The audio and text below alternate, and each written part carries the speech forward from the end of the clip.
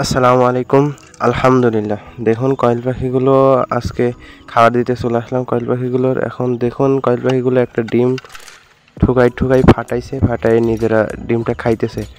এইটা মূলত হয় যখন কয়েল পাখির ভিতরে ক্যালসিয়ামের ঘাটতি থাকে, তখন কয়েল পাখিগুলো এরকম করে নিজের ডিম নিজে ফাটাই ডিমটা খেয়ে ফেলায়। আপনারা জানেন যে আমি মাত্র অল্প পরিমাণে মাত্র 60টা কয়েল পাখি পালন করতেছি। এই জন্য আমি কয়েল পাখির কোনো কোর্স করাতে পারতেছি না, ক্যালসিয়ামের বা ভিটামিনের কোনো মেডিসিন আমি খাওয়াইতে পারতেছি না। মাত্র 60টা কয়েল পাখি আমি মেডিসিন কেনার টাকা আমার মনে করেন হয় না এভাবে দিলে। তবে আশা আছে যে আমি কয়েকদিনের মধ্যে আমি কয়েল পাখিগুলো আরও বানাবো। আপনাদেরকে একটা আপডেট দিব যে আমি কয়েল পাখির ডিমগুলো আমার একটা দেশি মুরগির নিচে দিছি ফোটানোর জন্য। এটার বিষয়ে আপনাদেরকে একটা আপডেট দিব। কয়েকদিনের মধ্যেই ডিমটা ফুটে যাবে, বাচ্চা ফুটলে পরে আপনাদেরকে বিষয়ে একটা আপডেট দিব। দেখুন এবার কয়েল পাখির খাবার পাত্র, পানির পাত্র বের করে নিলাম। এবার খাবার আর পানি দিয়ে দেব।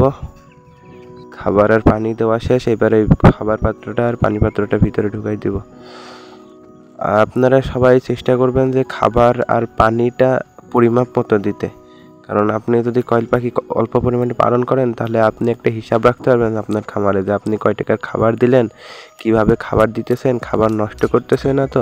সেই জন্য অল্প পরিমাণে খাবার দিবেন। খাবার নষ্ট করলে পরে আপনার এদিকে লাভের থেকে লসের পরিমাণ বেশি হয়ে যাবে। আমি বলবো না যে কয়েল পাখি পালন করা লস, তবে এটা আপনাদের এলাকা ভিত্তিক। আপনারা এই যে দেখেন 2টা ডিম পাড়ছে। আমার কয়েল পাখিগুলো ঠিকভাবে যত্ন নিতে পারতেছি না। আপনারা জানেন যে আমি কবুতর কিনে নিয়ে আসছি হাট থেকে। ওই কবুতরটা অনেক অসুস্থ, মানে আমি খুবই চেষ্টা করতেছি কবুতরটাকে রিকভারি করার জন্য। দেখুন ওই সাদা কবুতরটা, ওইটা অনেক অসুস্থ। প্রথমত সে সবুজ পায়খানা করতেছিল, ঝিম ধরে বসেছিল, কোনো কিছু খাইতেছিল না। আমি প্রাকৃতিক উপায়ে অনেক কিছু আদার রস করছি, তারপরে আমাদের এদিকে যে ঢেঁড়স বা উস্তে বলে ওইটার রস করে খাওয়াইছি, মানে অনেক পরিশ্রম করে এইটারে সবুজ পায়খানা থেকে রিকভারি করছি। কিন্তু এখন হয়েছে কি ঠান্ডা লাগছে, গলার মধ্যে ঘ্যার ঘ্যার সাউন্ড করতেছে, মানে কোনো কিছু খাইতেছে না। ধরে ধরে জোর করে দানাদার খাবার খাইয়ে দেওয়া লাগছে। এখন আমি একটা কবুতরের জন্য আমি কোনোভাবে মেডিসিনও নিয়ে আসতে পারতেছি না। আমার এখন বর্তমান অবস্থা ততটা ভালো না, এই জন্য আমি কিছু করতে পারতেছি না। যদি আল্লাহর রহমতে বাঁচে তাহলে বাঁচলো। দেখেন আমার কবুতরের সিড মিক্স, আমি এখানে ধান দিছি, আপনার ভুট্টা দিছি, আর হলো যে মটর আছে না, সেই মটর, দেশি মটর দিছি।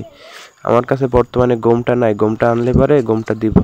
তবে আমি খেয়াল করতেছি আমার মরকটা প্রতিনিয়ত মুরগিটার সাথে মিটিংয়ের জন্য তাড়া দিতেছে। আমি চিন্তা করতেছি যদি এই অবস্থায় মুরগিটা ডিম দেয় তাহলে কী হবে। তো সবাই ভালো থাকবেন, আল্লাহ হাফেজ।